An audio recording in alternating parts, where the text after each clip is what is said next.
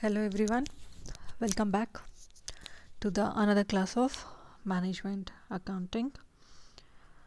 So I hope till now we have got the clear concept of fund flow statement and cash flow statement. Okay, we just need to practice more and more. Okay, and that is mostly required from your side. Okay, so after cash flow statement, as per our syllabus, we are left with another two topic. Okay, and out of that two, one I am going to start today, and that is known as ratio analysis. And I believe it's not a totally new topic for you, as I believe, but definitely at the end of the day it doesn't matter whether it is a totally new or you have already gone through. Only one thing will change: if you have already gone through with the ratio analysis topic and things in your +2, then it will help you here to understand in a more clear and better manner. And if it is new for you, then also I'm trying to make you understand in a clear and better manner. So today we'll just go for the theory aspects of ratio analysis. Okay, so we'll first go for the meaning. Okay, so what I have written here you can definitely read, no issues. But in simple terms, if I have to say what do you mean by ratio analysis, which generally used to be a 2 marks question, what do you mean by ratio analysis?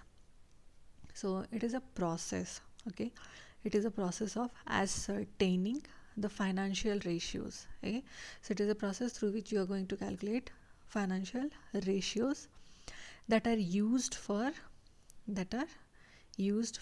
indicating the ongoing financial performance of a company. Okay, so ratio analysis, where we used to calculate financial ratios which we use to indicate the financial performance of company. And for this we use few types of ratios like liquidity, profitability. Okay, and it's actually important and age-old technique, it's nothing new one. Okay, and here the purpose, if you can say, what is the purpose of going for the ratio analysis? So here the purpose is to evaluate. Okay, we want to evaluate the financial well-being of a company. Okay, how much financially a company sound. Okay, financially well-being of a company we try to evaluate. Okay, and whatever calculation we do, like whatever financial ratios we calculate, those all we used to extract from the financial statement of the same company. Okay, for which company we want to evaluate the financial well-being. Okay, from the same company's financial statement we used to calculate the financial ratios. Okay, so under ratio analysis we have some types also. Okay, and under that type we used to go for various types of ratios. So here mainly we'll go for today 4 types. One is liquidity, next profitability, and then activity, and then solvency. Okay, so let's check these all one by one. But before that, advantage. If we are going for ratio analysis, then what are the advantages we are getting? So simple things, please keep remember. Okay, see, never try to make the things too complicated or very bigger and all. Simple, clean and clear answer definitely gives you the marks. So very first we have ratios help compare current performance with the previous records.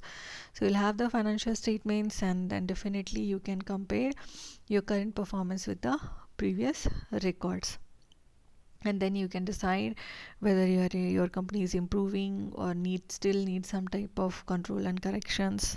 Okay, next we have a ratios help compare a firm's performance with similar competitors. So what is your performance and what are the performance of your similar competitors, who are your just next competitors in the market in the same category, okay, area, in the same area. So you can compare with them also, that how much improvement still you need, okay, to compete with them on a neck to neck. Fine. Then we have a ratios help monitor and identify issues that can be highlighted and resolved. So whenever we used to calculate the ratios, we are able to identify some issues are there, and then we start working on it to resolve those issues.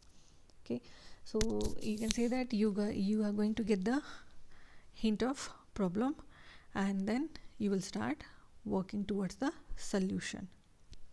Then we have a ratios help with future decision making. So definitely when you are able to compare with your current performance, compare with your competitors performance, okay, you are able to identify the issues and ready to solve it. So these all things are going to help you to take your future decisions. This time compared to the competitors, our performance is 5% low. So next we have to, like, in the coming 2 years, in the coming 1 year, in the coming 5 years, definitely now 5 years is like nothing, where market used to change in a fraction of seconds. Okay, so next 1 year, next 2 years, what we will do, how we are going to improve our performance with the help of your financial ratios analysis, you can make out your decisions. So these are the advantages. Okay, limitations, definitely always I used to say each coin used to have a two face. So one is advantage, definitely will have the some of the limitations. Very first is information is historic. See, I told you while discussing the meaning of ratio analysis that we used to extract, okay, or do the calculation of financial ratios from the financial statement of that same company. So it's not a current one, okay, it's a historical. Already the things has taken place and you prepared the financial statement, and from that you are trying to calculate the ratios. Okay, so it will not give you the current situation. Fine. Next we have ratio analysis does not take into account external factors such as a worldwide recession. See, ratio analysis is not going to do anything with your recession. They just take into account whatever information is available in your financial statement. Okay. Then next we have ratio analysis does not measure the human element of a firm. So ratio analysis definitely going to measure your current one, your working capital, your debtors, your stock, your debt equity. So many are there, but it's not going to measure the human elements of a firm, where we all know very well human element is the most important element in any firm to continue it. Okay, so these are the some of the limitations. Now coming to the types, okay, of ratio analysis. Okay, so very first we have a liquidity ratio. Fine. So liquidity ratio, it helps in measuring the ability of a company. Okay, it helps in measuring the ability of a company to take care of its short term debt obligations. What helps to measure the ability of a company to take care of its short term debt obligations. Okay, like higher liquidity ratio represent that company is highly rich in cash. Okay, higher liquidity ratio represents that the company is highly rich in cash. And under the liquidity ratio we need to calculate some of the ratios which are here, like current ratio we need to calculate. So see, this table I have given you so that you can copy the various types of ratios formula in your notebook. Okay, current ratio formula, current asset by current liability. Quick ratio, liquid asset by current liabilities. Okay, absolute liquid ratio, absolute liquid asset by current liabilities. Now when we start solving the problems, so there I will give you the further things also, like how to calculate the liquid asset, how to calculate the absolute liquid asset. Those things will also come there. So while going through with the problems, please make sure that you are going to underline those things. Okay, but right now better to copy the formulas. Okay, next we have a profitability ratio. Okay, so see, one thing keep remember, each and every ratio helps in measure the ability of a company. Okay, this is commonly each and every ratio helps in measuring the ability of company. Only thing is the second part will get changed. Like in liquidity we had that it helps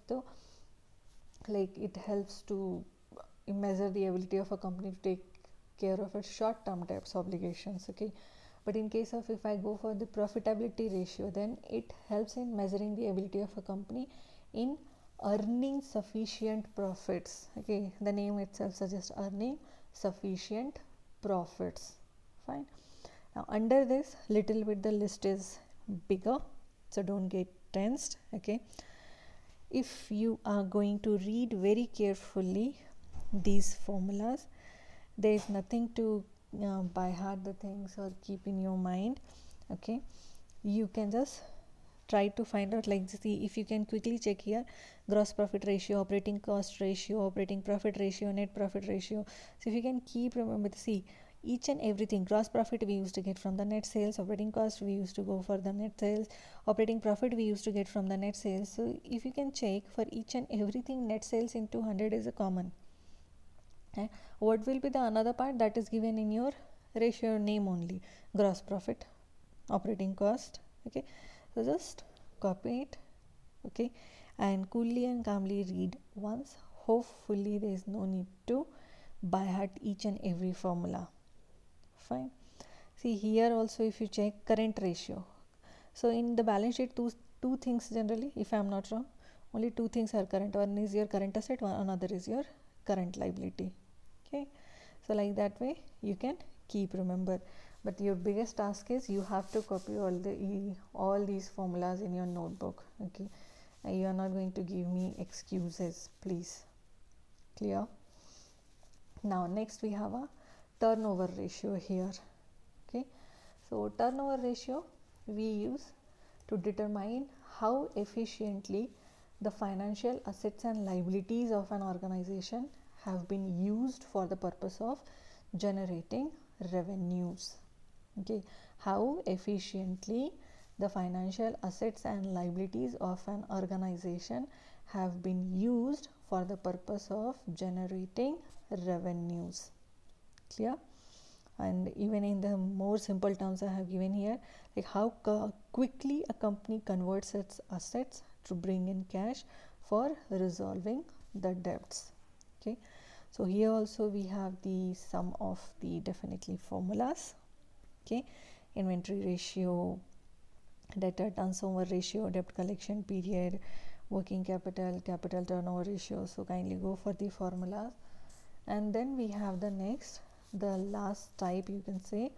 Okay, that is your capital structure or solvency or leverage ratio, and these ratios used to define, okay, like why we use or why we calculate these type of ratios. So the use of these ratios is to evaluate whether a company is solvent, okay, whether a company is solvent and well capable of paying off its debt obligations or not.